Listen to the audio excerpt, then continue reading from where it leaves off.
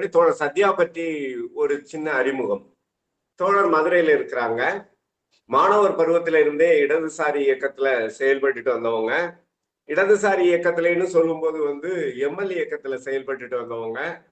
லிபரேஷன்ல தான் இருந்தாங்க. மாணவர் அமைப்பு படிப்படியாக அதுல அமைப்பு சார்ந்த வேலைகள்ல ஒரு முன்னோக்கிய பாய்ச்சல் இருந்த காலகட்டத்துல சில காரணங்களால இன்னைக்கு கொஞ்சம் விலகி நிற்கிற ஒரு போக்குல இருக்கிறாரு. தோழர் ஒரு நல்ல எழுத்தாளர். அவருடைய எழுத்துக்களுக்கு இருந்த மதிப்பு தான் கட்சியில அவருக்கு வந்த பிரச்சனைகளும். அடுத்து தோழரை சொல்றதுன்னா மொழிபெயர்ப்பு. மொழிபெயர்ப்பு அத சொல்றதுக்கு ஒரு முத்தான விஷயம் இருக்குது. நம்ம பொன்னுலகம் பதிப்பகத்துல தாய் நாவலை, ஏற்கனவே தாய் நாவல் தமிழகத்துல நீண்ட காலமாக புழக்கத்துல இருக்கிறது தான். அதை இன்றைய இளைஞர்களும் சலிக்காம படிக்கக்கூடிய வகையில அழகாகவும் எளிமையாகவும் ஒரு ஆரோக்கியமாகவும் அதை மொழிபெயர்க்கணுங்கிற ஆவல் தோழருக்கு இருந்துச்சு. தோழர் சொன்ன உடனே எங்களுக்கு அந்த உணர்வு பத்திக்கிருச்சு. அப்படிங்கிற வகையில அதை அவரு ஒரு பாட்டு பண்ணி தந்த உடனே எனக்கு அது ரொம்ப மகிழ்ச்சியா இருந்துச்சு. நாங்க எல்லாரும் அவரை நோண்டி விரைவுபடுத்தி அதை அழகா கொண்டு சேர்த்திருக்கிறோம். அந்த வகையில மொழிபெயர்ப்பாளர். அப்புறம் கவிதை எழுதுவார். நக்கலும் நையாண்டியுமாக கவிதை எழுதுகிற தோழர். விமர்சனங்கள்ங்கிற வகையில சினிமா பற்றி, இலக்கியங்கள் பற்றி, ரஷ்ய இலக்கியமும் ரசமும் சோறுன்னு ஒரு அவருடைய விமர்சன கட்டுரைகளுடைய தொகுப்பு ஒண்ணு இருக்குது. அது ரொம்ப முக்கியமான இது. அதுல எனக்கு இன்னைக்கு அவரை பத்தி சொல்லும்போது இந்த கட்டுரைகள்ல நாங்க கொஞ்சம் அவரே தயங்கி இதை நம்ம போட்டலாமா அப்படின்னு நம்ம பொன்னுலகம் வெப்சைட்ல கேட்ட ஒரு கட்டுரை இருக்குது. நோ சொல்லி பழகுங்க தோழர் அப்படின்றதுதான். அது இன்னைக்கு அவருடைய பேச்சினுடைய சாரத்துக்கும் பொருந்தும். எல்லாத்துக்கும் நாம போய் நின்றுகிட்டு இப்ப என்ன சொல்றது, மக்களுடைய பண்பாட்டு நடவடிக்கையில இருந்து நம்ம விலகி நிற்க முடியாது. அதனால கோயில் கமிட்டிகளுக்குள்ளார போகணும், காவடி தூக்கணும்னு போறதா இருந்தாலும் சரி, யாராவது வந்தா கொஞ்சம் அவங்க கிட்ட ஒரு முற்போக்கு அம்சங்கள் கிடைச்ச உடனே வந்துட்டாங்க ஐயா சமுதாயத்தை விடுதலை பண்ணக்கூடிய விடுதலை வீரர்கள்ட்டு வர்றவங்களெல்லாம் தூக்கி வச்சு ஏமாந்து போறதாக இருந்தாலும் சரி, இந்த சொல் இப்போ நம்ம விடுதலை 2 படம் இறங்கின காலத்துல ரொம்ப பொருந்தும். அதனால அந்த நோ சொல்லி பழகினத்தோட கட்டுரை ரொம்ப அற்புதமான கட்டுரை. சரி, ரொம்ப நான் நேரம் எடுத்துக்க விரும்பல. முதல்ல தோழர் பேசட்டும். சத்யா தோழர், நீங்க தொடங்கலாம்.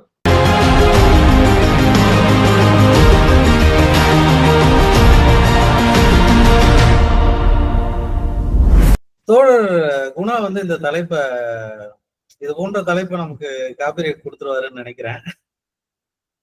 ஏன்னா ஒரு எதிர்மறையான தலைப்பு, இதை பேசுறது ஒரு சிக்கலான விஷயம்தான். யாருக்குமே பொதுவா யாருக்குமே விமர்சனம் பிடிக்கிறது இல்லை. ஏன்னா everybody wants to be a judge but nobody wants to be judged அப்படிம்பாங்க. அது மாதிரி எல்லாருமே எல்லாரும் எல்லாத்துக்கும் ஒரு கருத்து வச்சிருப்பாங்க. ஆனா தங்களை பத்தி எந்த கருத்தையும் விமர்சனத்தையும் ஏற்றுக்கொள்ள மாட்டார்கள். ஆனாலும் இந்த தலைப்பு ஒரு முக்கியமான தலைப்பு அப்படின்னு தான் நான் கருதுறேன். First step in solving a problem is to recognize there is one அப்படின்ட்டு ஒரு ஆங்கில கோட் இருக்கு. ஒரு பிரச்சனையை தீர்க்கணும் அப்படின்னா முதல்ல அப்படி ஒரு பிரச்சனை இருக்கு அப்படிங்கிறத அங்கீகரிக்கணும். அப்பதான் அந்த பிரச்சனையை நம்ம தீர்ப்பதற்கான முதல் படியை எடுத்து வைக்க முடியும். அதனால இது ரொம்ப முக்கியம் அப்படின்னு நினைச்சிட்டு இந்த தலைப்புக்குள்ள போலாம். அதே மாதிரி இடிப்பாறை இல்லாத ஏமரா மன்னன் கெடுப்பார் இல்லானும் கெடும் அப்படிங்கிறது மன்னனுக்கு மட்டுமல்ல, எல்லாருக்கும் தான் அப்படிங்கிறதுல இருந்து இந்த தலைப்புக்குள்ள நம்ம போகலான் இருக்கு. இந்திய பொது உடைமை இயக்கம் கிட்டத்தட்ட 100 ஆண்டுகளை கடந்திருக்கும். இது ஒரு மிகப்பெரிய மைல்கல் தான். ஆனால் இந்த கல் எறும்பூர தேய்ந்த கல்லாக கொண்டிருக்கிறது அப்படிங்கிறது தான் யதார்த்தம். அது தவிர்க்க முடியாது. அந்த யதார்த்தத்தை நம்ம ஏற்றுக்கொள்ளத்தான் வேணும். ஆனா இந்த தேய்மானம் இந்திய பொது உடைமை இயக்கங்களுக்கு மட்டுமான ஒரு தேய்மானம் அப்படிங்கிறது அப்படின்னு நான் சுருக்கிவிட விரும்பல. உலக அளவுல குறிப்பாக சோவியத் யூனியனோட வீழ்ச்சிக்கு பின்னால இடதுசாரி இயக்கங்கள் எல்லாமே ஒரு பின்னடைவை சந்தித்து வருகின்றன. அந்த யதார்த்தத்தை நம்ம வைத்துக்கொண்டு அந்த பாதிப்புகள் இந்தியாவிலும் இருக்கின்றன அப்படிங்கிறதையும் நம்ம ஏத்துக்கணும். ஆனா அதே வேளையில இந்தியாவுக்குன்னு ஒரு சுயாதீனமான ஒரு கம்யூனிச போக்கு, அதாவது மண்ணுக்கேற்ற மார்க்சியம் கிடையாது, இந்தியாவுக்குன்னு ஒரு சுயாதீனமான ஒரு ஒரு தனிப்பட்ட ஒரு சுதந்திரமான ஒரு போக்கு கம்யூனிச இயக்கங்களுக்கு இருந்திருந்தால் இந்த பின்னடைவுகளை சமாளிக்கக்கூடிய ஒரு தீர்க்கமான தலைமையா உருவாயிருக்கும் அப்படிங்கிறத நம்ம மறுத்துவிட முடியாது. இதெல்லாம் கருத்துல கொண்டுட்டு நம்ம இந்த தலைப்புக்குள்ள போலாம். தலைப்பு ஒரு மாதிரி விசித்திரமான தலைப்பு. ஏன்னா கம்யூனிஸ்ட் கட்சி கம்யூனிஸ்டை பத்தி பேசும்பொழுது ஒரு மூத்த பத்திரிகையாளர் சொல்லுவாரு, 20 வயசுல கம்யூனிஸ்ட் ஆகலன்னா இதயம் இல்ல, 40 வயசுக்கு மேல கம்யூனிஸ்டா இருந்தா மூளை இல்லை அப்படின்னு சொல்லுவாரு. அப்படி இருக்கிற இடத்துல இளைஞர்கள் இல்லை அப்படிங்கிறத நம்ம தேடிட்டு இருக்கிறதுங்கிறது மூளை இல்லாதவங்க எல்லாம் சேர்ந்து இதயம் இல்லாதவங்களை தேடிட்டு இருக்கிற மாதிரி ஒரு நகைச்சுவையான விஷயம்தான். ஆனா உண்மையில நம்ம யோசிச்சு பார்த்தோம் அப்படின்னா 100 ஆண்டு கால இந்திய கம்யூனிச வரலாற்றுல இந்திய பொது உடைமை கட்சியின் முகமாக ஒரு இளைஞன் தான் இருந்தான். அந்த இளைஞன் பகத்சிங். கட்சிக்குள்ள பெரும்பாலான இளைஞர்கள் இடதுசாரி இயக்கங்களுக்குள்ள வந்ததே அந்த பகத்சிங்கோட செயல்கள்ல ஊக்கம் பெற்றுதான். பகத்சிங் என்ன பண்ணா, பகத்சிங் அந்த காலத்துல எப்படி இருந்தான், பகத்சிங் எப்படி எல்லாம் இருந்தா, எப்படி தியாகம் பண்ணான், எப்படி தன்னுடைய உயிரை விட்டான் அப்படிங்கறது எல்லாம் தெரிந்து கொண்டு அவனுடைய வழியை பின்பற்றணும் அப்படிங்கிற இதுலதான் சாரியா இளைஞர்கள் கட்சிக்குள்ள வந்தாங்க. அந்த வகையில பகத்சிங் தன்னோட அம்மாவுக்கு கடிதம் எழுதின மாதிரி என்னை பார்த்து பல இளைஞர்கள் இந்த இயக்கத்துக்கு வருவாங்க அப்படின்னு சொன்னது அது ஒரு வகையில சாத்தியமாவும் ஆச்சு. கிட்டத்தட்ட ஒரு 70-80 வருட வரலாறுக்கு பகத்சிங் தான் இந்திய பொது உடைமை இயக்கத்துடைய முகமாக இருந்தான். அந்த பகத்சிங்கரை இளைஞனை மறந்துட்டு 2 கிழவர்கள் இந்திய பொது உடைமை இயக்கத்துக்குள்ள நுழைக்கப்பட்டார்கள் சமீப காலமா. 2 தசாப்தங்களாக நம்ம வச்சுக்கலாம், 2-3 தசாப்தங்களாக. உண்மையில அதுதான் பொது உடைமை இயக்கம் இளைஞர்கள்ட்ட இருந்து ஒரு மாதிரி தூரமாகி போனதுக்கான ஒரு முக்கியமான காரணம். அந்த கிழவர்கள் யாருங்கிறத நம்ம பின்னால பார்க்கலாம். அதுக்கு முன்னால பொதுவா நம்ம மக்களுக்கு நம்ம தோழர்களுக்கு ஒரு கருத்து இருக்கு. இளைஞர்களுக்கு அரசியல் பிடிக்கிறது இல்லப்பா, அவங்களுக்கு அரசியலற்று போயிருக்காங்க, அவங்களுக்கு ஒண்ணுமே தெரியல அப்படிங்கிறது இவங்களுக்கு ஒரு பொதுவான ஒரு கருத்து இருக்கு. இவங்க பிறக்கும் போதே சேன தண்ணியோட டாஸ் கேபிட்டலையும் ஊற போட்டு நாக்குல சேனி தனியா வச்ச மாதிரி இவங்க பேசிக்கிட்டு இருப்பாங்க. ஆனா அது உண்மை கிடையாது. நம்ம சமீப காலமா மட்டும் இல்லாம பல 12 காலமாவே இளைஞர்கள் மிக தீவிரமா அரசியலை விரும்புறாங்க. நம்ம தமிழகத்தை பொறுத்த வரைக்கும் நம்ம இஸ்லாமிய இயக்கங்களை எடுத்துக்கிட்டாலும் சரி, அல்லது அது சரி இஸ்லாமிய இயக்கங்கள்ல அது அடிப்படைவாதமாக இருந்தாலும் சரி, கொள்கை அரசியலா இருந்தாலும் சரி, அல்லது சேவை அரசியலா இருந்தாலும் சரி, எதுவா இருந்தாலும் சரி இளைஞர்கள் தான் முன்னால் நிக்கிறாங்க. இளைஞர்கள் தீவிரமா இயங்குறாங்க. சாதி அமைப்புகளை எடுத்துக்கிட்டா கூட தீவிரமா இயங்குறவங்க இளைஞர்கள் தான். அவங்களோட பாதை சரியா தப்பா அந்த விவாதத்தை நம்ம இப்ப எடுத்துக்க வேண்டாம். ஆனா அவங்க அரசியலற்று போகல, அப்போ ஏதோ ஒரு அரசியலை செய்யறாங்க. அதை சரியா கொண்டு வர்றதுக்கு நம்ம தயாரா இருக்கோமா அப்படிங்கிறதுதான் நம்மளுடைய கேள்வி. சரி, இது ஒரு மாதிரி ஒரு கிராமப்புறத்துல இந்த மாதிரி சாதிய சிக்கல்கள் இதெல்லாம் இருக்கு அப்படின்னா, ஒரு நகர் மயப்பட்ட அல்லது ஒரு மாதிரி ஓரளவு படித்த இளைஞர்கள் அவங்க எல்லாருமே ஒரு மாதிரி அவங்களும் அரசியலை விரும்புறாங்க. அவங்க என்ன மாதிரி அரசியலை விரும்புறாங்கன்னா, ஒரு மாதிரி நேர்மையான அரசியலை விரும்புறாங்க, ஊழலற்ற அரசியலை விரும்புறாங்க. ஊழல் காணாம போகணும், ஜஸ்ட் ஒரு மேஜிக் போட்ட மாதிரி காணாம போகணும் அப்படின்னு சொல்லி எதிர்பார்க்கிறாங்க. அதெல்லாம் அது அவங்க எதிர்பார்க்கிறாங்க. அப்படி ஒரு நேர்மறையான மாற்றத்தை தான் அவங்க எதிர்பார்க்கிறாங்க. கடந்த 20-30 வருடங்களா நம்ம அரசியலை உற்று பார்த்தோம்னாலே இளைஞர்கள்ட்ட இந்த ஒரு ஆதங்கம் இருக்கு, இந்த மாற்றத்தை எதிர்பார்க்கிறாங்க. நீங்க பார்த்தோம் அப்படின்னா விஜயகாந்த் கட்சி ஆரம்பித்த போது, தேமுதிகவை ஆரம்பித்த போது அதுக்கு ஊழலை அடிக்கிறாரு அப்படின்னு சொல்லிட்டு இளைஞர்கள், பெரும்பாலான இளைஞர்கள் விஜயகாந்தை நம்பி போனாங்க. அதே மாதிரி அண்ணா ஹசாரே ஊழலை ஒழிக்கிறேன் அப்படின்னு சொல்லிட்டு உண்ணாவிரதம் இருந்தபோது பல மாணவர்கள் பல கல்லூரியா மாணவர்கள் போய் உண்ணாவிரதம் இருந்தாங்க. அதே மாதிரி அதுக்கு பின்னால சீமான் வந்துட்டு ஏதோ ஒரு மாற்று அரசியலை கொண்டு வரேன் அப்படின்னு சொன்ன உடனே சீமானுக்கு பின்னால அணி திரண்டாங்க. இன்னைக்கு விஜய்க்கு பின்னால இளைஞர்கள் பல்வேறு பேர், பல்வேறு இளைஞர்கள், பல்லாயிரக்கணக்கான இளைஞர்கள் கூடியிருக்காங்க அப்படின்னு சொன்னா இதெல்லாம் நம்ம அரசியல் பிடிக்காதனாலயோ அல்லது வெறும் நாயக பிம்பத்தினாலேயோ, அரசியல் பிடிக்காம வெறும் நாயக பிம்பத்துக்காக இவங்க பின்னால போய் சேர்ந்திருக்காங்க அப்படின்ட்டு நம்ம சும்மா புறங்கையில தள்ளிட்டு போகக்கூடிய விஷயம் இது கிடையாது. இந்த கட்சிகள் நேர்மையான கட்சிகளா, இந்த கட்சிகள் சரியானவையா அப்படிங்கிற எடை போடுறதுக்காக நான் இங்க சொல்லல. ஆனா கட்சியை நம்பும் இளைஞர்கள் ஒரு நேர்மையான விஷயத்தை எதிர்பார்க்கிறாங்க. என்ன அப்படின்னா, ஊழல் ஒழிக்கப்பட வேண்டும், ஒரு நேர்மையான அரசியல், ஒரு நல்ல அரசியல் வந்து முன்னெடுக்கப்பட வேண்டும் அப்படிங்கிற ஒரு நம்பிக்கை வந்து இளைஞர்களுக்கு இருக்கு.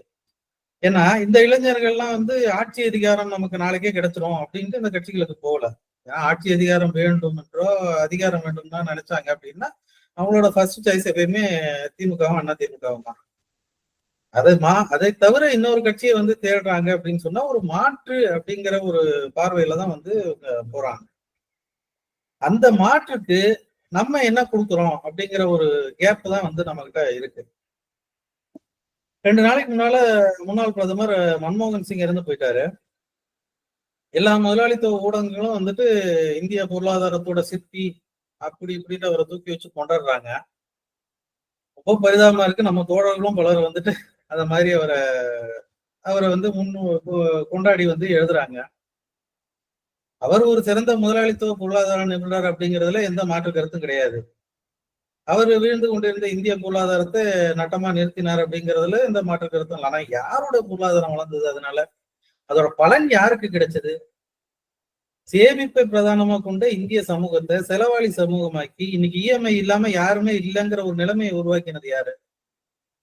இந்த பொருளாதார வளர்ச்சியின் லாபத்தை யார் வந்து அள்ளி கொண்டு போறாங்க?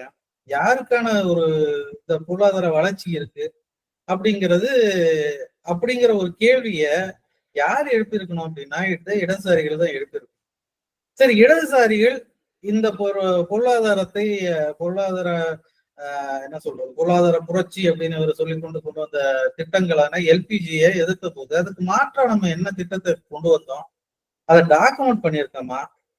அதை டாக்குமெண்ட் பண்ணி அதை பரவலாக்குறதுக்கு நம்ம என்ன முயற்சி செஞ்சோம்? இந்த கேள்வி எல்லாம் நம்ம தொடர்ந்து கேட்டு அதுல இருந்து பாடம் கத்துக்க வேண்டும் அப்படின்ட்டு நான் கருதுகிறேன். இந்த உலகத்திலேயே சிறந்த தத்துவம் அப்படின்னு சொல்லி பார்த்தோம் அப்படின்னா அது கம்யூனிஸ்டுகளோட தத்துவம் தான். சும்மா சாதாரணமா சொல்லல, சரியான தத்துவம் அப்படின்னா இயங்கியல் பொருளாதார பொருள்முதல்வாதம் மட்டும்தான். இப்படி ஒரு தத்துவத்தை ரொம்ப சாதாரணமா எளிமையா மக்கள்கிட்ட கொண்டு போய் சேர்க்கிறத நம்ம விரும்புறோமா அப்படின்னா கிடையாது. ஏன்னா அது ஒரு கஷ்டமா இருந்தாதான் நம்மள மதிப்பான்.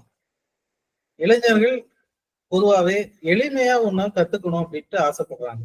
ஆனா அவங்களுக்கு எளிமையா நம்ம கொண்டு போய் கொடுக்குறோமா அப்படின்னா கிடையாது. அவங்களுக்கு எவ்வளவு காம்ப்ளெக்ஸ் பண்ணுவோம். வார்த்தையே வந்துட்டு அவனுக்கு புரியக்கூடாது அப்படிங்கிறதுக்காக தேடி கண்டுபிடித்து ஒவ்வொரு வார்த்தைகளையும் நம்ம வந்து டிரான்ஸ்லேட் பண்ணிக்கிட்டு இருக்கோம். ஸ்பேஸ் அப்படின்னா நம்ம வந்து வெளி அப்படின்றோம், விசும்பு அப்படிங்கிறோம். பிசிக்ஸ் அப்படிங்கிறத வந்துட்டு நம்ம இயற்பியல் அப்படின்னு சொல்லலாம். அதுக்கு கூட இன்னொரு வார்த்தை ரொம்ப சொல்லுவாரு. அந்த மாதிரி பழைய வார்த்தைகள் அந்த மாதிரி நம்ம ஒரு மாதிரி ரொம்ப எளிமையான விஷயங்களை ரொம்ப காம்ப்ளெக்ஸா வந்து சொல்லி கொடுக்கணும். அப்படிப்பட்ட இளைஞர்களுக்கு இளைஞர்கள் இந்த மாதிரி எளிமையா எதிர்பார்க்கும் போது நம்ம ஒரு மாற்று பொருளாதாரம் நம்ம கிட்ட இருக்கு, இப்படி ஒரு பொருளாதாரத்தை நம்ம வந்து முன்வைக்கிறோம் அப்படிங்கிறத நம்ம சொல்லிக் கொடுக்கணும். சொல்லி கொடுக்கல அப்படின்னு சொன்னா என்ன ஆகும் அப்படின்னா, ஆடு மேய்க்கிறவனுக்கு அரசு வேலை அப்படின்னு சொன்னா இதுதான்டா மாற்று பொருளாதாரம் அப்படின்னு நம்பி போவாங்க. இளைஞர் போகத்தான் செய்வாங்க இல்லையா? சோவியத்தோட கூட்டு பிணைகள் தான் இந்தியாவுல கூட்டுறவு சங்கங்கள், அந்த இதை பின்பற்றி தான் கூட்டுறவு சங்கங்கள் உருவாக்கப்பட்டன. இன்னைக்கு இருக்கிற அமுல் வரைக்கும் வந்துட்டு கூட்டுறவு சங்கங்களால உருவாக்கப்பட்டதுதான். இந்த மாதிரி உருவானது. அதே மாதிரி 5 ஆண்டு திட்டங்கள் தான் வந்து இந்தியாவில் 5 ஆண்டு திட்டங்களா வந்து உருவாச்சு. அங்க எப்படி வந்து பஞ்சத்தை ஒழிச்சுதான் இங்கேயும் வந்து அதே மாதிரியான பஞ்சத்தையே வந்து பசுமை புரட்சி அதெல்லாம் மூலமா வந்து ஒழிச்சது அப்படிங்கிறத நம்ம எப்ப வந்து இளைஞர்களுக்கு சொல்லிக் கொடுக்க, இது ரொம்ப சிம்பிளான விஷயம் தானே.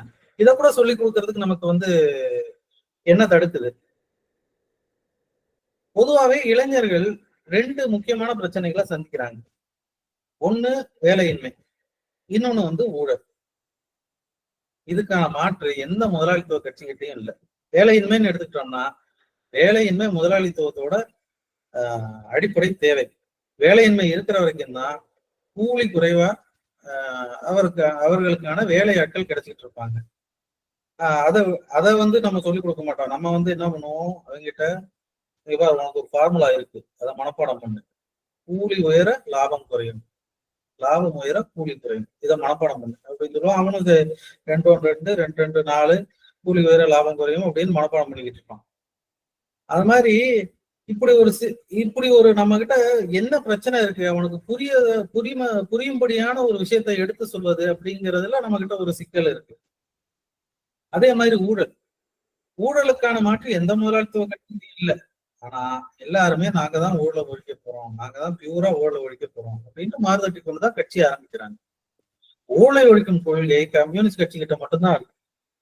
முதலாளித்துவமும் ஊழலும் ஒரே கூரையை தாங்கி பிடிக்கும் சாரம் அப்படிங்கிறத புறக்கக்கூறும் சாத்தியம் எந்த கம்யூனிஸ்ட் கட்சி கிட்ட மட்டும்தான் இருக்கு.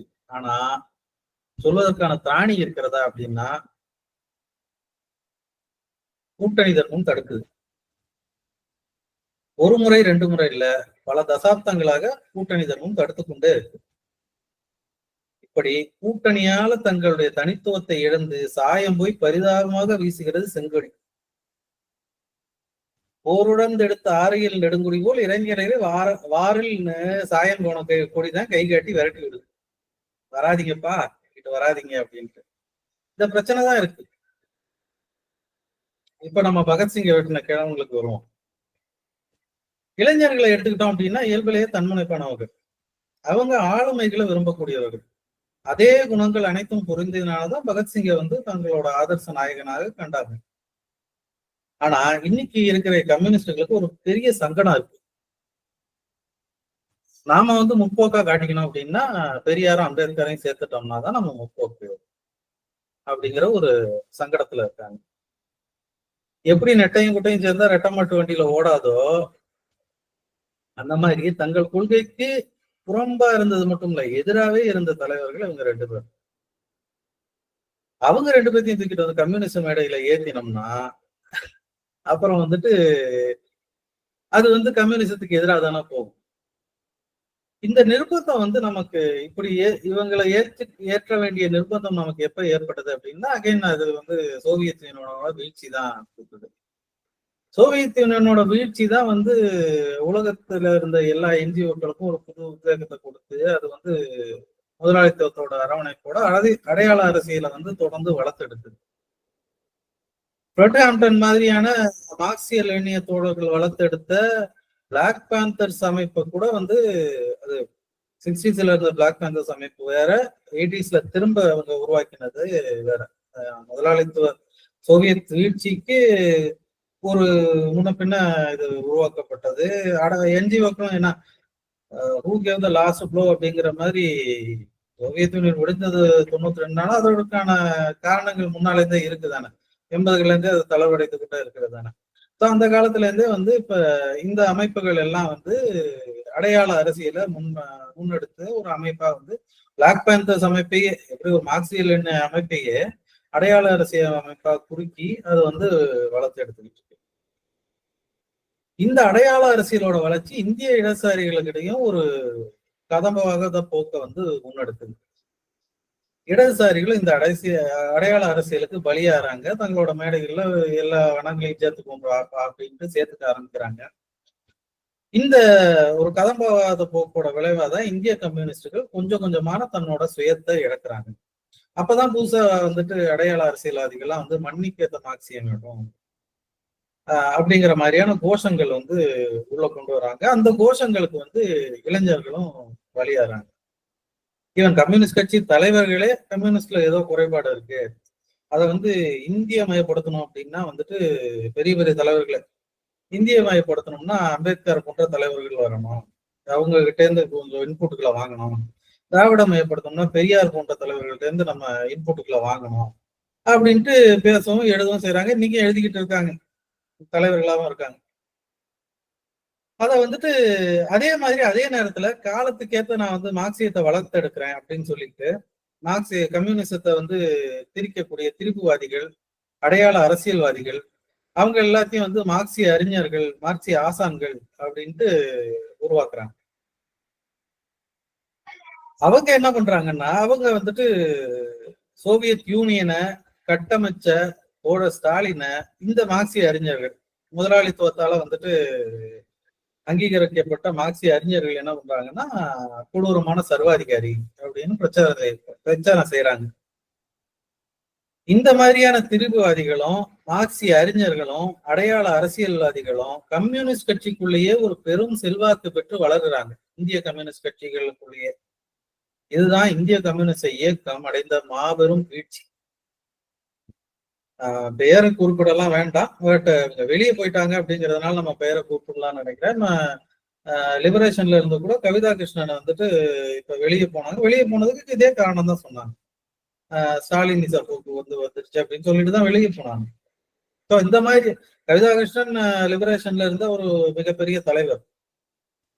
அவங்க மாணவர் அமைப்புல இருந்து சந்திரசேகர் ஆசாத் காலத்துல இருந்து வந்து ஒரு மிகப்பெரிய தலைவர், ஒரு கட்சியோட ஒரு முகமாகவே இருந்தாங்க. மீடியா சைட்ல அவங்க ஒரு மிகப்பெரிய முகமா இருந்தாங்க. அவங்க அவ்வளவு பெரிய இதுல இருந்தவங்களே அந்த மாதிரியான ஆட்கள் கட்சிக்குள்ள பெரும் இடத்தை, அந்த அளவுக்கான இடத்தையும் செல்வாக்கையும் பெற்று வளர ஆரம்பிச்சுட்டாங்க. ஸோ இதுதான் கம்யூனிச இயக்கம் அடைந்த ஒரு மாபெரும் வீழ்ச்சி. இந்த வீழ்ச்சி இளைஞர்களுக்கும் கம்யூனிச அரசியலுக்கும் உள்ள ஒரு இடைவெளியை உருவாக்குச்சு. அவங்க இளைஞர்கள் கம்யூனிச அரசியல்ல இருந்து விலக ஆரம்பிக்கிறாங்க. மார்க்சியம் ஒரு முழுமையடைய தத்துவம், அதை முழுமையடைக்க வைக்க அம்பேத்கர் வேணும், பெரியார் வேணும் அப்படின்னும் கம்யூனிச சித்தாந்தம் ஒரு வன்முறை கோட்பாடு அப்படின்னும் அது சர்வாதிகாரத்துலதான் சென்று முடியும் அப்படின்னும் இளைஞர்கள் நம்ப தொடங்கிட்டாங்க. அது அவங்கள மட்டும் சொல்லி குத்தம் இல்ல, கம்யூனிஸ்ட் கட்சி தலைவர்களே அப்படிதான் சொல்றாங்கன்னும் போது அவங்களும் அதை நம்பித்தானே ஆவாங்க. பாட்டாளி வர்க்க சர்வாதிகாரம் தான் உலகத்தின் மிக சிறந்த ஜனநாயகம் அப்படிங்கிறத கட்சி தலைவர்களே சொல்றதுக்கு பயப்படும் போது, சர்வாதிகாரம்னு சொல்லிட்டா ஐயோ அது ஜனநாயகம்னா நம்ம வந்து என்ன பண்ணுவாங்க அப்படின்னு கட்சி தலைவர்களே பயப்படும் போது இளைஞர்கள் எப்படி கம்யூனிசத்தை நம்புவாங்க? சமீபத்துல சில நாட்களுக்கு முன்னாலும் ஒரு தலைவர் வந்து பெரியார் வழியில கம்யூனிசத்தை வளர்ப்போம் அப்படின்னு சபதம் எடுத்துக்கிட்டு இருந்தாரு. எனக்கெல்லாம் தோணுச்சு, நீங்க பெரியார் வழியெல்லாம் வரவேணாம் தோழர, நீங்க மாட்டுத்தாவணியிலிருந்து அப்படியே செக்கானத்தை பிடிச்சி உங்க ஊருக்கு போயிருங்க அப்படின்னு தோணுச்சு அந்த ஊர்க்கார தோழதான். அது மாதிரி அவர் வந்துட்டு பெரியார் வந்து கம்யூனிசத்துக்கு எப்படி ஒரு ஆகப்பெரிய எதிரியா இருந்தாரு. அவர் வந்து ஒவ்வொரு கட்டத்திலையும் சொத்துடைமை வர்க்கத்தோட குரலாக பெரியார் எப்படி ஒழித்தார் அப்படிங்கிறது அவருக்கு தெரியாதா? இல்ல வந்துட்டு அதை வந்து வசதியா மறந்து விட்டாரா? இல்ல ஈரோட்டு பாதை சரியா அப்படின்ட்டு எழுதின ஜீவாவை வந்து கொஞ்சமா நினைச்சு பார்த்திருப்பாரா இல்லையா? இன்னைக்கு ஜீவா மட்டும் இருந்திருந்தாரு அப்படின்னா பாழ்க்கு உழைத்தோமடா தம்பி பசையற்று போனோம்னா தன்னைத்தானே பார்த்து கண்ணாடியில பாடியிருப்பாரு. ஏன்னா அப்படி இருக்கு கட்சி. அதே மாதிரி அம்பேத்கர் எடுத்துட்டோம்னா, அம்பேத்கர் கம்யூனிஸ்ட்களை பத்தி கொஞ்சம் கொஞ்சமா வந்து வன்மத்தை கக்கி இருக்கிறார். அம்பேத்கர் கம்யூனிஸ்ட் மேல அப்படி என்ன வெறுப்பு அப்படின்னா, அவருக்கு அதோட வன்முறை பாதை பிடிக்கல அப்படிங்கிறார். சரிதான், சரி கம்யூனிசம் வந்து ஒரு வன்முறையான பாதையிலே இருக்கட்டும். சரி, நீங்க ஒரு அகிம்சாவாத கம்யூனிஸ்ட் கட்சியை கட்டி வளர்த்துக்கலாம். தொழிலாளர்களை கம்யூனிஸ்டுகள் சுரண்டுறாங்க அப்படின்னு பட்டம் சுட்டுறாரு. சரி, முதலாளித்துவம் வந்து தொழிலாளர்களை சுரண்டுதே, அதற்கு எதிராக தாங்கள் தூக்கி போட்ட துரும்பு என்ன? இன்னும் சொல்ல போனா முதலாளித்துவத்துக்கு சேவை செய்வதே தன்னோட வாழ்நாள் முழுவதும் அவர் செஞ்சுக்கிட்டு இருந்தாரு. அதுதான் உண்மை. அவர் முதலாளித்துவம் அறிஞர், அதற்காக அவர் விமர்சனம் பண்ணல, அது அவருடைய கொள்கையை அதை அவர் செஞ்சாரு. அதுல எந்த தவறும் வந்து இல்லை. அவர் இந்த முதலாளித்துவ புரட்சி இந்தியாவில் வென்றெடுக்கப்பட்டால் தலித்துகளுக்கான உரிமைகள் வந்து மீட்டெடுக்கப்படும் அப்படிங்கிறத அவர் உறுதியா நம்பினாரு. ஆனா முதலாளித்துவம் வந்து இந்தியாவை பொறுத்த வரைக்கும் நிலப்பிரபுத்துவத்தோடைய ஒரு டீலிங் போட்டு நிலப்பிரபுத்துவம் தான் இந்திய முதலாளித்துவமாக உருவெடுத்தது அப்படிங்கிற சோகம் வந்துட்டு அவருக்கு கடைசி வரைக்கும் இருந்தது. அதனால அவருக்கு கடைசி வரைக்கும் அவர் எதிர்பார்த்த ஒன்றும் நடக்கவில்லை. அவருக்கான அங்கீகாரமும் கடைசி வரைக்கும் முதலாளித்துவம் வழங்கவில்லை. அவருக்கு காலம் கடந்த அவரோட நூற்றாண்டுல அவருக்கு கிடைத்த அங்கீகாரம் கூட, அவருடைய நூற்றாண்டை ஒட்டி தான் அவருக்கான ஒரு அங்கீகாரம் வந்து இந்திய அளவுல பெருசா இது உருவாக ஆரம்பித்தது. அந்த அங்கீகாரம் கூட முதலாளித்துவம் கம்யூனிஸ்டுக்கு எதிராக அவரை பயன்படுத்தி கொண்டதை ஒழிய வேற எதுக்கும் இல்லை. வினோத் மிஸ்ரா கிட்ட ஒரு தடவை அவர் கேட்ட போது ஒரு சிம்பிளா சொன்னாரு, முதலாளித்துவ அறிஞர் அம்பேத்கர் ஒரு முதலாளித்துவ அறிஞர், அவ்வளவுதான் அப்படின்னாரு. ஆனா அவருடைய கம்யூனிஸ்ட் கட்சியே இன்னைக்கு வந்துட்டு கூழுதிகளா வந்து மாறிட்டாங்க அப்படிங்கிறது, அவர் வளர்த்தெடுத்த லிபரேஷனே வந்து இன்னைக்கு அப்படி மாறி போச்சுங்கிறது ஒரு சோகமான விஷயம். சரி, நம்ம கம்யூனிஸ்ட் கட்சிக்கு தான் இவ்வளவு மானாவாரியா மரியாதை கொடுக்குறாங்களேப்பா, பெரியாரையும் அம்பேத்கரையும் வந்து இவ்வளவு உயர்த்தி பிடிக்கிறாங்களே. சரி, இந்த பெரியார் இயக்கங்களும் அம்பேத்கர் இயக்கங்களும் வந்து எந்த மேடையிலையாவது மார்க்ஸுக்கோ ஏங்கல்ஸுக்கோ ஒரு ஓரத்துலயாவது இடம் கொடுத்துருக்காங்களா அப்படின்னா கொடுக்க மாட்டாங்க, எப்பயுமே கொடுக்க மாட்டாங்க. ஏன்னா அவங்க முதலாளித்துவ கட்சிகள் அவர்களுக்கு நன்றாக தெரியும், கம்யூனிசம் தான் அவர்களுக்கு முதல் எதிரி அப்படிங்கிறது நன்றாக தெரியும். இன்னைக்கு என்னதான் முற்போக்கு வேடம் போட்டாலும் திமுக தனது ஆளுநர்கள் நலன்களை சார்ந்து பாஜகவுடன் கூட்டணி அமைக்க எப்பயுமே தயங்காது. கடந்த காலத்துல அமைச்சிருக்கு. மோசமான கட்சியில இருக்கும் நல்ல தலைவர் அப்படின்ன மாதிரி வளர்ச்சி நாயகன்னு நாளைக்கு சொல்லப்படலாம், வளர்ச்சி நாயகனோட கூட்டணி அமைச்சோம் அப்படின்னு சொல்லப்படலாம். தமிழக அளவுல விடுதலை சிறுத்தைகள் கூட்டணி அமைச்சது இல்லை அப்படின்னாலும் அது தமிழக அரசியலை பொறுத்த வரைக்கும் அதோட சர்வைவல் ஸ்ட்ராட்டஜி.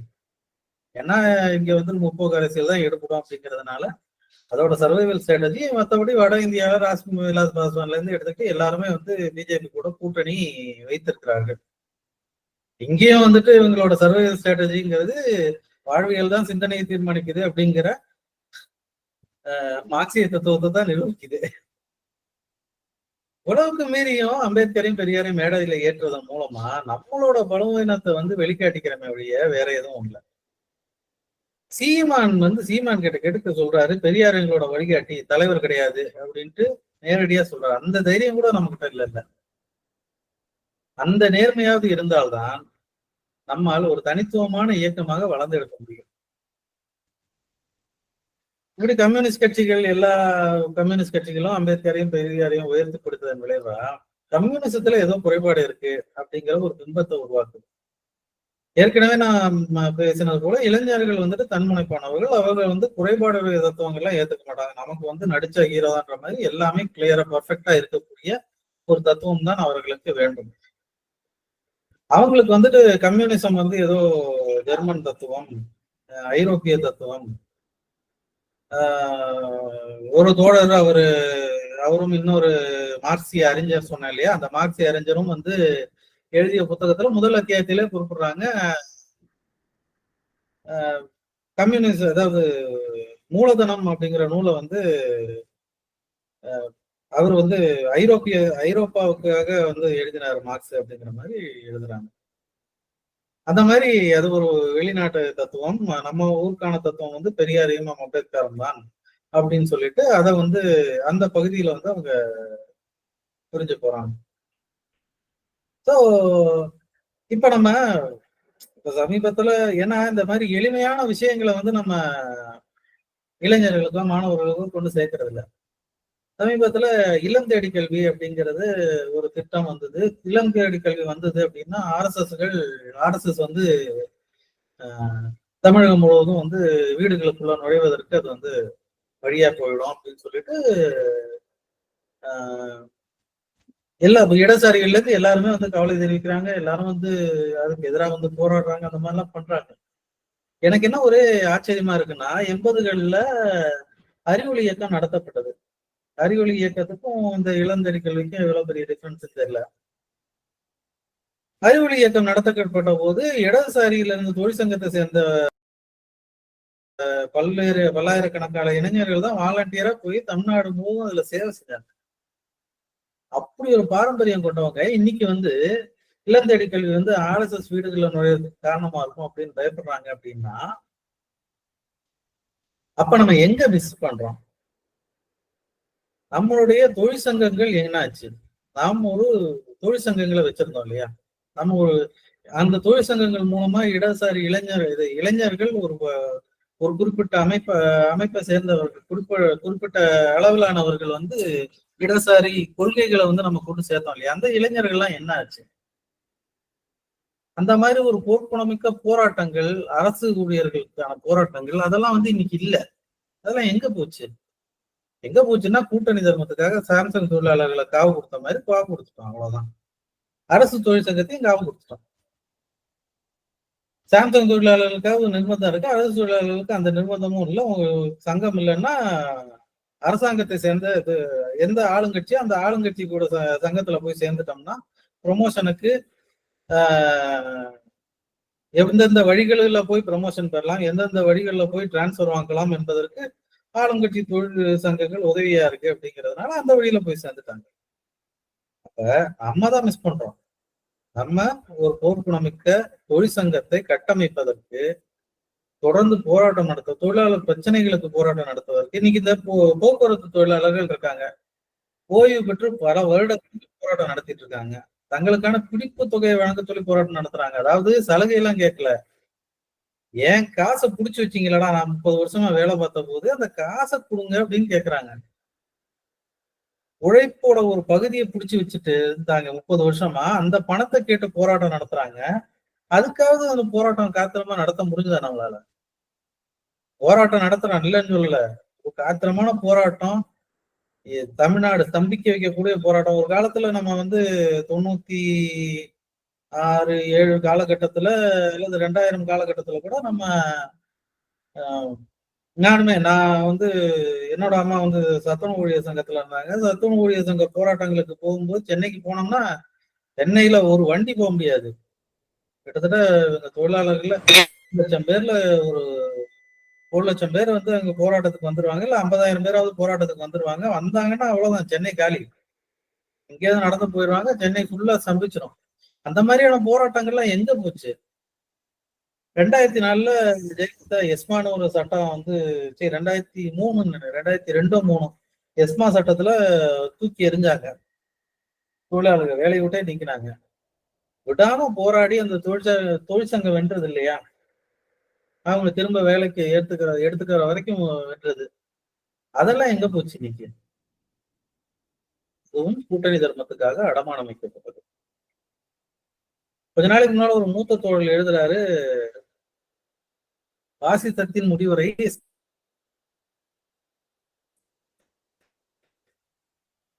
படிப்பதற்கே வெக்கமா இருக்கு தோழர், எழுதுறதுக்கு வெக்கமா இல்லையா? எப்படி இவங்க எல்லாம் எம்எல்ஏ இருந்தாங்க? யாரோட ஒப்பிடுறாங்க? கூட்டணி தான், அதுக்காக இவ்வளவு கீழ்த்தரமா இறங்கி போகணுமா? இதுல பெரிய ட்விஸ்ட் என்னன்னா, எழுதி 2 வருஷத்துல அந்த தோழரை ஏதோ போராட்டம் நடத்தினாரு, இதே அரசாங்கம் கைது பண்ணுச்சு. இப்படி எல்லாம் தகவல்களை வைத்துக் கொண்டு விஜய் பாசிசத்தை பத்தி பேசினதும் ஆளுங்கட்சியை விட அதிகமா ஆளுங்கட்சிக்கு விசுவாசமா அவர் விமர்சித்து கம்யூனிஸ்ட் கட்சி தலைவர்கள் எல்லாம் பதிலளிச்சுட்டு இருக்கோம். எப்போ வந்து இந்த தோழர்கள் வந்து திமுகவோட செய்தி தொடர்பாளர்கள் ஆனாங்க? கூட்டணி ஒப்பந்தத்தை போது என்ன நடந்தாலும் முட்டு கொடுப்போம்னு ஏதாவது சரத்துல சேர்த்து கையெழுத்து போட்டோமா?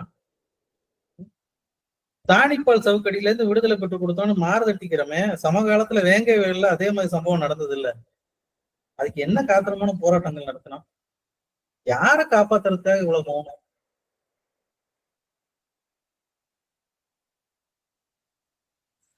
இன்குலாக அரசாங்கத்தை பார்த்து, நாங்க எரியும் போது எவன் மசரை புடுங்க போனீங்க அப்படின்னு கேட்டாரு.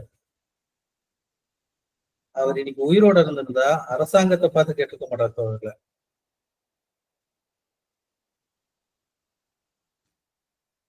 சரி, நம்ம திரும்ப அந்த கிழவர்கள் கதைக்கு வந்தோம்னா, பெரியாரும் அம்பேத்கரும் இந்திய சமூகத்துக்கு செலுத்திய பங்களிப்பை வந்து நாம மறுக்க முடியாது. அதுக்கும் மன்மோகன் சிங் செலுத்திய பங்களிப்புக்கும் எந்த வேறுபாடும் இல்லை. இந்திய ஆளும் வளர என்னெல்லாம் செய்யணுமோ, எப்படி எல்லாம் உதவணுமோ அதெல்லாம் வந்து செஞ்சாங்க. அவ்வளவுதான். அம்பேத்கர் இந்திய ஆளுநர்னா, பெரியார் திராவிட ஆளுநர் தான், அது தமிழக ஆளுநர் தான். அதுக்கு மேல அவங்க கிட்ட ஒன்றும் இல்ல. இல்ல மீன்ஸ் அரசியலாக வேற எதுவும் இல்லை. எல்லாருமே இவங்க சமகாலத்துல கம்யூனிஸ்ட் கட்சிகளை வர்க்க நலன்ல இருந்து எப்பயுமே எதிர்த்தே தான் வந்திருக்காங்க. அதை நம்ம தோழர்கள் ரொம்ப வசதியா மறந்துடலாம். அதே மாதிரி திமுகவோ அல்லது பெரியார் இயக்கங்களோ, விடுதலை சிறுத்தைகளோ அல்லது அம்பேத்கர் இயக்கங்களோ தேர்தலுக்கான தற்காலிக கூட்டணி சக்திகளை ஒன்றி தோழமை இயக்கங்கள் இல்லை அப்படிங்கறத உணரணும். முக்கியமா தேர்தல் கூட்டணிங்கிறது ஒரு தந்திரோபாய நடவடிக்கை. அன்னைக்கு தேதிக்கு கூட்டணி, அவ்வளவுதான். அப்படியே போய் சரணாகதி ஆயிடக்கூடாது. ஏன்னா தேர்தல் வந்துட்டு ஒரு தற்காலிகமான போராட்டம், நிரந்தர போராட்டம் அப்படிங்கிறது மக்கள் போராட்டங்கள் தான். மக்கள் மத்தியில நம்ம என்ன வேலை பார்க்கிறோமோ அதுதான் நிக்கும். தோழர்கள் மீண்டும் தங்களது வேர்களுக்கு திரும்ப வேண்டும், பழைய வழிமுறைகளுக்கு திரும்ப வேண்டும். சில தசாப்தங்களுக்கு முன்னால போராட்ட வடிவங்கள் பல்வேறு வடிவத்துல இருந்தது. அந்த போராட்ட வடிவங்கள்லாம் இன்னைக்கு செல்லுபடி ஆகாது. அதுக்கான காரணங்கள் வந்துட்டு நம்ம விளக்கணும்னா நிறைய விளக்கலாம். தோட முருகர்களோட இந்த நக்சல்வாரி புத்தகத்துல வந்து அதுக்கான தெளிவான விளக்கங்கள்லாம் இருக்கு. இந்த காலகட்டங்களுக்கு அது பொருந்தாதவை. ஆனா இந்த காலகட்டங்களுக்கு, ஏன்னா அந்த காலத்துல இருந்து சமுதாய பொருளாதார நிலைமைகள்லாம் வந்து இன்னைக்கு இல்லை. தன்னெழுச்சியா இளைஞர்கள் கம்யூனிஸ்ட் கட்சிகளை வந்து நோக்கி வர்ற காலம் இன்னைக்கு கிடையாது. ஆனா ஒரு மாபெரும் வாய்ப்பு நமக்கு முன்னால இருக்கு. எவ்வளவுக்கு எவ்வளவு பொருளாதாரம் வந்து வளர்வதான ஒரு பிம்பம் கட்டியெழுப்பப்படுதோ அவ்வளவுக்கு எவ்வளவு சுரண்டல் அதிகரித்து வர்க்க இடைவெளியை அதிகரித்து கொண்டே போகிறது. ஒரு பக்கம் சொத்து கூடிக்கொண்டே போகும்போது இன்னொரு பக்கம் கடன் கூடிக்கொண்டே போகுது.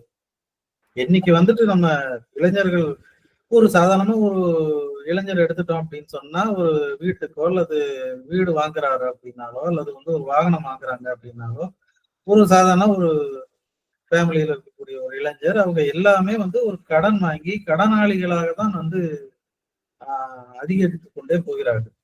சரியா? இந்த இந்த கேப் வந்து, இந்த வளர்ச்சி அப்படிங்கிற பேர்ல இந்த கேப் வந்து ரொம்ப அதிகமாயிட்டே போகுது. இந்த வாய்ப்பை நம்ம மீண்டும் இருக்கப்பட்டு பழைய வழிமுறைகள்ல மக்கள் பிரச்சனைகளை வீரியமா தலையிட்டு இந்த இளைஞர்களை வென்றெடுக்க வேண்டும். ஏன்னா கம்யூனிஸ்ட் கட்சி இயக்கம் அப்படிங்கிறது வெறும் தேர்தல் இயக்கம் இல்லை. ரொம்ப நாளா வந்து இருந்ததுனால வந்துட்டு நமக்கு வந்து ரொம்ப நாளா குதிரையிலேயே போனதுனால நடக்க மறந்து போயிடுச்சு அப்படின்ற மாதிரி, ரொம்ப நாளா நம்ம வந்து தேர்தல் அரசியல்லையே பண்ணிட்டதுனால நமக்கு பழையதெல்லாம் மறந்து போச்சா என்னன்னு தெரியல. கம்யூனிஸ்ட் இயக்கங்களோட அடித்தளம் போராட்டங்கள் தான். மக்கள் பிரச்சனைகளுக்கான போராட்டம் தான் கம்யூனிஸ்ட் கட்சியோட வேலை. மக்கள் பிரச்சனைக்காக போராடுறத கூட்டணி தர்மத்துக்காக கைவிட்டோம் அப்படின்னா இளைஞர்கள் கம்யூனிஸ்ட் கட்சியை கைவிட்டுருவாங்க. அரசியல் வந்து சரியானதா செய்யுதா அப்படிங்கிறத பார்த்து வழிநடத்த வேண்டிய தேவை வந்து கம்யூனிஸ்ட் கட்சிகளுக்கு இருக்கு. ஆனா அதை பண்ணுதா அப்படிங்கிறது ஒரு பெரிய கேள்விக்குறிதான். வேங்கவேல் பிரச்சனையை எடுத்துட்டோம்னா, இளைஞர் அமைப்பு வந்து கம்யூனிஸ்ட் கட்சி இளைஞர் அமைப்பு ஒரு போராட்டம் பண்ணுச்சு. பயங்கர வேடிக்கையான போராட்டம். போய் தண்ணி தொட்டி இடிக்க போறோம் அப்படின்னு போராட்டம் அறிவிச்சாங்க. என்ன மாதிரி அரசியல் இது? ஒரு மிகப்பெரிய அநியாயம் நிகழ்ந்திருக்கு, ஒரு ஊருக்கே அநீதி நிகழ்ந்திருக்கு. இதை மூடி மறைக்க அரசு எந்திரமும் காவல்துறையும் விசாரணையை கிடப்புல போட்டிருக்கு. இவங்களெல்லாம் போய் கேள்வி கேட்கறதுக்கு வக்கு இல்லாம போய் தண்ணி தொட்டி இடிச்சு என்ன பண்ண போகுது? என்ன மாதிரியான அரசியல் பயிற்சி வந்து இந்த இளைஞர்களுக்கு நம்ம வழங்குறோம்? ஒரு கம்யூனிஸ்ட் கட்சி அப்படிங்கிறது தன் சார்ந்த ஒரு இளைஞர் அமைப்புக்கு ஒரு சரியான அரசியலை வழங்கி அவங்களை வளர்த்தெடுத்தாதான ஒரு சரியான தீர்வை நோக்கிய போராட்டங்கள் அதை வந்து இளைஞர்கள் கொண்டு போவாங்க. கம்யூனிஸ்ட் கட்சியில இளைஞர் அமைப்புகளும் மாணவர் அமைப்புகளும் அப்படி ஒரு காத்திரமான போராட்டங்கள் என்ன செஞ்சது? கடந்த ஒரு 2-3 தசாப்தங்களா எடுத்துக்கிட்டோம் அப்படின்னா, ஒரு ஒரு பெரிய போராட்டம் கையில் எடுத்து நடத்திய போராட்டம் அப்படிங்கிறது எது? அப்படி என்ன தமிழ்நாட்டுல பாலான தேனாரம் ஓடுதா? எந்த பிரச்சனையுமே இல்லையா? என்ன பண்றாங்க மாணவர் அமைப்பு? என்ஜிஓக்களே தோத்து போவாங்க. அந்த அளவுக்கு அவங்களோட அரசியல் நடவடிக்கை இருக்கு. போதைப் பொருள் ஒழிப்புக்கு கையெழுத்து இயக்கம் நடத்துறாங்க, ரத்த தான முகாம் நடத்துறாங்க. இதுதான் உங்களோட அரசியல். இது தப்புன்னு சொல்லல, இது ஒரு பார்ட் ஆஃப் த ஒர்க், இல்லைன்னு சொல்லல. ஆனா இதை மட்டும்தான் அரசியல் நிகழ்ச்சி அப்படின்னு பண்ணிக்கிட்டு இருந்தா எதுக்கு ஒரு இடசாரி மாணவர் அமைப்பு, இளைஞர் அமைப்பு? பல்கலைக்கழகத்துல 1000 பிரச்சனை இருக்கு. பல்கலைக்கழகத்துல யூஜிசில இருந்து வர ஃபண்டை நிறுத்துறாங்க, பல்கலைக்கழகங்கள் காவிமயமாகுது, பாடத்திட்டங்கள் எல்லாம் மாத்துறாங்க, வேதங்களை பாடத்திட்டங்களா கொண்டு வராங்க. ஆளுநருக்கும் அரசுக்கும் நடக்கிற மோதல்ல தமிழ்நாட்டுல 6 பல்கலைக்கழகத்துல துணைவேந்தர் பதவியே நிரப்பாம இருக்கு. கூட்டணி தர்மத்துக்காவது இதுக்காக போராடலாம்ல? ஆளுநருக்கு எதிராக கூட்டணி தர்மத்துக்காவது ஆளுநருக்கு எதிராக இதுக்கு மாதிரி போராட்டம் நடத்தலாம்ல? இதெல்லாம் பண்ணி சொல்லி கொடுக்காம இதையெல்லாம் வழி நடத்தாம கட்சி என்ன பண்ணிட்டு இருக்கு? சுயமா ஒரே ஒரு போராட்டத்தை முன்னெடுத்து நடத்தும் திராணி மாணவர் இளைஞர் அமைப்புக்கு இருக்கா? அதற்கான தெளிவு அரசியல் கட்சிகள் வழங்கணுமா வேண்டாமா? அதற்கான அரசியல் தெளிவை கட்சி வழங்கணுமா வேண்டாமா? இதையெல்லாம் விட்டுட்டு ஜல்லிக்கட்டு போராட்டம் நடத்தும் போது இளைஞர் அமைப்பு ஓடி போய் சேர்ந்துக்குது. என்ன மாதிரியான அரசியல்? ஜல்லிக்கட்டு மட்டும்தான் தமிழக கலாச்சாரமா? நாளைக்கே ஜாதி தமிழக கலாச்சாரம் அப்படின்னு சொல்றாங்க அப்படின்னா அதுக்கு நீங்க போய் போராட்டம் நடத்தணும். சரி, நாளைக்கு நம்ம ரோமாபுரியில போய் கிளாடியேட்டர்கள் போராடினாதான் கிளாடியேட்டர் அமைப்பை திரும்ப உருவாக்குங்க, அடிமைகள் சண்டை போட்டு ஒருத்தனை சண்டை போட்டு சாகட்டும், அதுவும் கலாச்சாரம் தானே? அதுவும் கலாச்சாரம் தானே? அதை கொண்டு வந்தோம் அப்படின்னு சொன்னா, அதுக்காக போராடுறாங்க அப்படின்னு சொன்னா அதுக்கும் போய் நம்ம ஓடி போய் ஆதரவு தெரிவிப்போமா? ஒரு சொத்துடை சமூகம் தன்னோட திமிரை வெளிப்படுத்த என்ன போராட்டம் வேணா நடத்தட்டும், ஜல்லிக்கட்டா இருக்கட்டும், இல்ல வேற என்ன போராட்டம் வேணா இருக்கும், அதுக்கும் கம்யூனிஸ்டுகளுக்கும் என்ன சம்பந்தம்? இதுதான் இந்த அரசியல் வகுப்புகள் நடத்தாத இந்த அரசியல் கேப்ல தான் இளைஞர்கள் கம்யூனிஸ்ட் கட்சிகளை விட்டு வெளியே போறாங்க. 2016 தேர்தலில் அமைஞ்ச மக்கள் நல கூட்டணி ஒரு நல்ல முன்னெடுப்பா தான் அமைஞ்சது.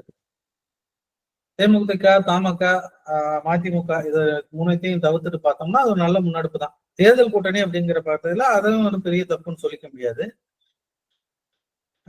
தேர்தல் சமயத்துல வைக்க வழக்கம் போல பண்ண கோமாளித்தனங்கள்னால நம்ம பின்னடைவே அமைஞ்சது அப்படின்னு சொன்னாலும் தேர்தல் முடிவுகள் ஓரளவு எதிர்பார்த்தது தான். ஆனா இந்த அளவுக்குன்னு எதிர்பார்க்கலனாலும் ஓரளவு எதிர்பார்த்தது தான்.